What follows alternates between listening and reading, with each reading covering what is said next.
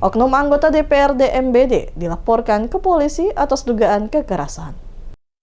Seorang oknum anggota DPRD Kabupaten Maluku Barat Daya dari Partai Hanura kembali dilaporkan ke pihak kepolisian atas dugaan tindakan kekerasan. Insiden tersebut terjadi di rumah dinas Ketua DPRD MBD Aswerus Tunai pada 5 Januari 2026 sekitar pukul 23.50 waktu Indonesia Timur. Peristiwa itu diduga melibatkan Mesak Ayub Imblaba sebagai terlapor. Korban sekretaris DPRD MBD Jeki Laipyopia mengatakan dirinya mengalami tindakan kekerasan fisik berupa cekikan serta dipaksa meminum minuman keras saat acara syukuran Natal yang berlangsung di kediaman Ketua DPRD. Menurut korban, tindakan tersebut dinilai tidak bermoral dan tidak terpuji, terlebih terjadi di hadapan para undangan yang hadir dalam acara tersebut. Akibat kejadian itu, ia memutuskan untuk pulang ke rumah dan keesokan harinya membuat laporan tertulis kepada pihak kepolisian.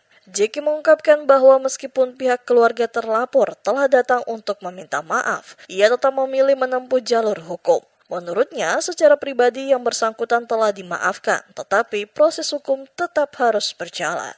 Kronologisnya sudah kita ungkapkan, nanti belum sudah paham pun ini dari polisi, jadi saya kira lebih bisa dalamnya sendiri saja.